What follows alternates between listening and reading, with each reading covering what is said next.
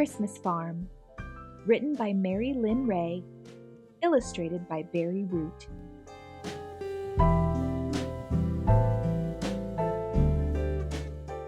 Wilma had grown petunias and sunflowers for years. She was ready to graduate to something else, but she couldn't decide what. When snow fell on the last sunflower stalks, Wilma still didn't know how to make her garden different next year. And now there was Christmas to think of. On her back hill, Wilma had looked in July for the right tree to cut in December. Her Christmas began when she went for the one she had chosen and brought it home to her parlor. But before she wrapped the green branches with lights, she thought of people who had no back hill. Where would they find such a fine tree? Then Wilma knew. She knew what to plant instead of petunias. She needed a shovel, string, scissors, time. She needed good brown earth. She had them all. So Wilma ordered 62 dozen small starts of balsam for spring. She was pretty good at counting by dozens. When she made donuts on Saturday mornings, she always made a dozen. But 62 dozen was a lot of trees. She would need help setting them out. She would need Parker. Parker lived next door. He was 5, like the seedlings. Every 4th of July, Wilma and Parker made a parade, waving flags and banging on pots and pans. At Halloween, they made jack-o'-lanterns. Parker had helped Wilma grow sunflowers. He would help again. As soon as the ground was warm, Wilma and Parker began. Using balls of string, they measured 24 straight rows. Then they dug 62 dozen holes, and they planted 62 dozen trees. 744 trees. "Will they be ready by Christmas?" asked Parker. "No," said Wilma. "The trees had to grow through the summer, the fall, the winter, the spring. And then they had to grow some more." While they grew, Parker told the trees about Christmas. He knew all about Christmas.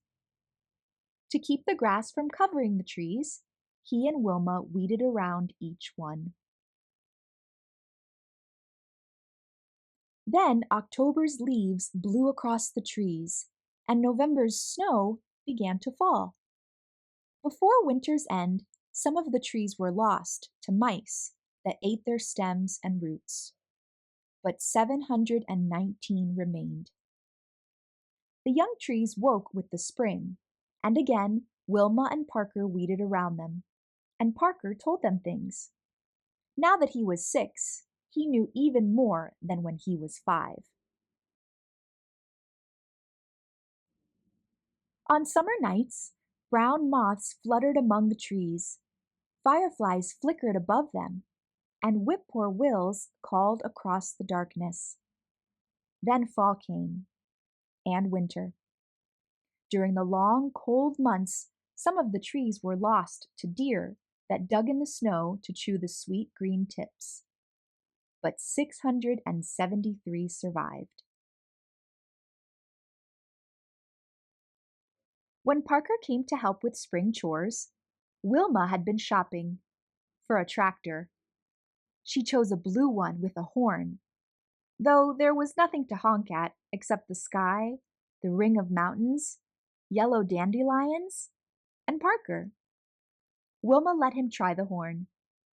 Parker would have liked to drive the tractor too, but 7 wasn't old enough for that. The trees weren't old enough either. When Christmas came, they were still too small to cut, so they slept through another winter. Again, Some were lost to mice and deer, storm and ice. But when spring came, there were 652 left. Wilma mowed. Parker ran among the rows, counting. 652 was a big number to count, but Parker could do it, now that he was 8. All summer, bobolinks decorated the trees with song. Then fall came, winter came, snow came. Moose cracked some of the branches and chewed them, but 617 trees survived.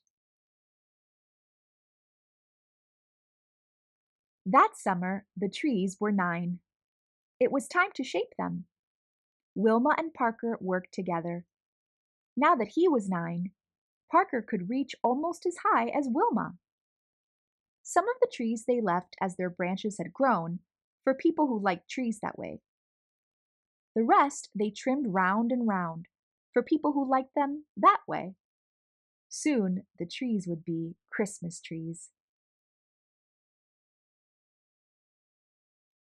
One more winter the trees slept under snow. Only 2 were lost to ice, 11 to moose, and 7 to deer. But 597 remained. It was a busy spring for a boy and for trees turning 10. Parker and Wilma painted a sign.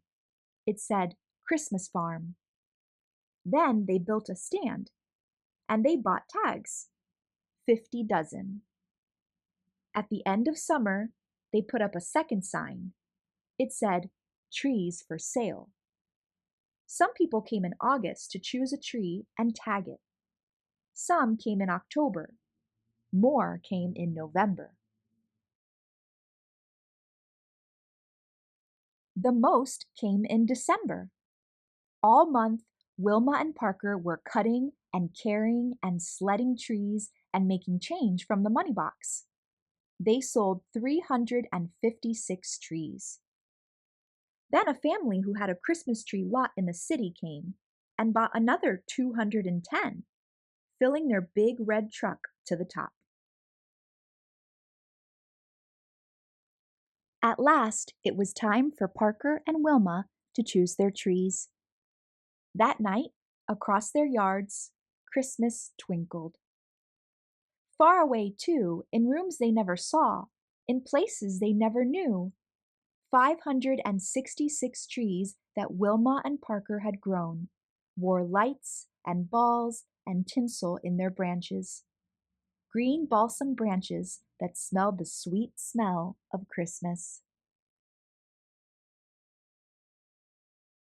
Back on the hill, the 29 trees that weren't chosen began winter again.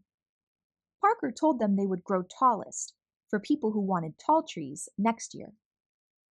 By spring, new green would appear where each cut tree had been. One tiny sprout would become a new trunk. The trees would grow back on their own. But some sprouts might be crooked, some might be chewed, and there was room on the farm to start more. So one Saturday night, each eating a donut, Wilma and Parker filled out an order for 83 dozen new seedlings. Then they waited for spring. The end. Do you think this story is realistic fiction? Could this story happen in real life? Hope you enjoyed this story read by me, Star. Until next time, keep reading.